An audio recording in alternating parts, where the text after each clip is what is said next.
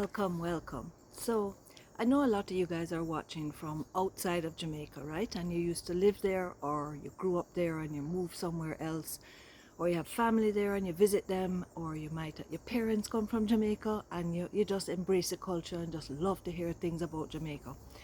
So, today I'm going to tell you 10 things that I miss about Jamaica, right? And you know, it's not by any means an exhaustive list because I miss so much about Jamaica, but I thought I'd just tell you these 10. And it might surprise you what they are because it's just simple things, you know, like for example, the first one is I remember waking up in the morning and seeing the mist in the valley. We lived in the mountains like 1500 feet above sea level in St. Anne. And in the morning time, not all the time, but especially towards the end of the year, you would see this beautiful mist like a cloud circle in the valley and just so pretty. And you just go out there in the morning time, drink your coffee and look out at the mist, and it was just peace, you know. And next thing again is like, you see when it comes close to Christmas time, the light in the sky is just different, you know. The trees look different, everything kind of just really just change up. And as you go out there and you see it, you know. If you know, you know, because you see it already and you probably comment to your family about it, and it's you can't deny it. It's definitely a different look. And as you talk about that to the sunsets, like this is even you know, the sunsets in St. Anne in the hills look totally different to the sunsets in Negril, for example, but they're all so beautiful. And just sit there and you just take it in, and it's just a lovely feeling, you know. So another simple thing that I remember is I would take the kids to school, and it was a decent drive, right? So on the way home we'd go stop at the water coconut man, order some coconut water, drink it from the coconut, and just enjoy the cool coconut water on a hot day, and then ask the coconut man to cut it and take out the little spoon and scoop out the sweet jelly and eat it same place. Or sometimes we'd take home the coconut and we'd open them up at home and put the jelly in a bowl and sprinkle brown sugar on it. Nothing sweeter, and it's the greatest snack, and boy did we ever enjoy them, you know.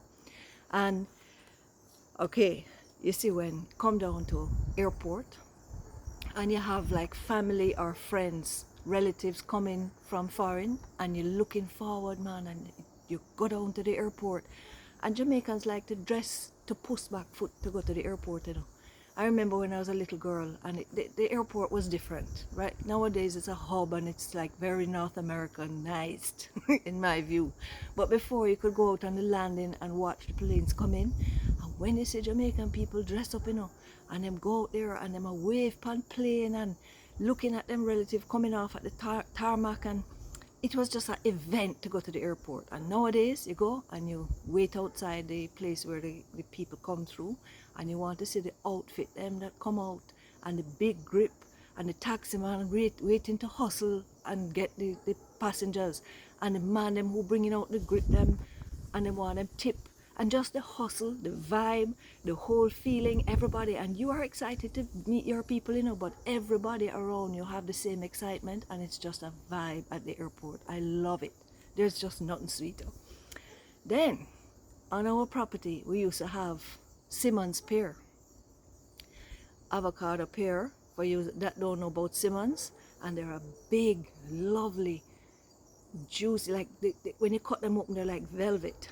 And we used to eat pear at pear season for breakfast, lunch, dinner, midnight snack, you name it. Nothing better than putting crushed avocado on hardo bread with salt and black pepper, and you eat that, and man, it's like the best. So as you talk about hardo bread now, there was a time when we had a bakery adjoined to the house. Like you'd step down through the kitchen into this place, and there was a full-on bakery in there. I've even done a video about the bakery, and I will link to it at the end of this video, so that if you've never seen it before, you can check it out. We talk about everything from the bakery. But when they used to smell the hardo bread baking, and when they take out the hot hardo bread and you just break into it and just put some butter on it and eat that, it's like heaven. Everything from that bakery was nice. We had sugar bun, gizzardo, cocoa bread, duck bread. I can't even remember all the things. Sugar bun was great though. Let me tell you, when the hot sugar bun come out and they came in like groups of 6 and you just rip off one and eat that with cheese. Whee, I'd eat one now. Then another one is, you see, on a hot summer day and you go in a river swim on a hot summer day. Oh gosh, when you jump off the rocks like at Ira Beach and you get into that water, at first it shock your body and you just feel like, "Ugh." And then after that you cool down right down and you feel so good and you don't want to come out, and you have the trees hanging over the river give you a little shade, and then when you're ready now you go under. You see when the water coming off the rocks under the waterfall, and you go underneath that and you let it massage your shoulders or just wash over your face, and you just stay there with your eyes closed and just let that happen for a while. You don't want to move. It's the greatest feeling on earth. If you've never done it, you have to go under that, okay? And I mean, doing it in the shower, it don't come near it, trust me. So Jamaica has a whole heap of lovely beaches, right? And I could go on and on about beaches on another video, just telling you about all of them. But when we were little, my family, we used to go to, when I was little girl, we went to Mammy Bay Beach. And now it's called Bamboo Blue at Mammy Bay, but it's the same beach, obviously. And when we went there, though, it was never crowded, and they had a pier, and you could walk out on the pier, and you could step right onto the reef, and the amount of sea I've stepped on, I can't even count. And we used to pick up starfish, and we just walk up and down on the reef, and then jump from the reef back into the sea. And I remember from you get there, right, from you park in your car, if you make a wrong move and park it in a bad place, when you come out, it fastens in the sand. You can't even move the car. So you have to watch where you park. I don't know if it's not like that now, but that's how it was then. And when you're walking into the beach now, you see these little thatch roof huts, and you decide which one you want, because there's always a couple of them still available, and you put on your cooler and your towel and whatnot, and you set up yourself for the day. And I remember the changing rooms. I remember the little gift shop. I mean, it's really been changed up now, but a lot of it is quite similar.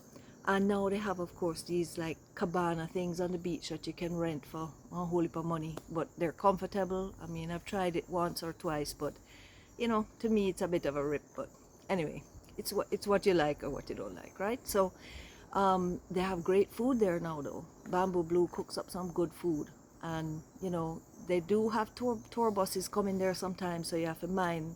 I used to avoid those days because, as I say, when we were little, we never really had to contend with no crowd to go there. And you just walk up the beach, down the beach. It was just a nice beach, and it still is. It's a lovely beach.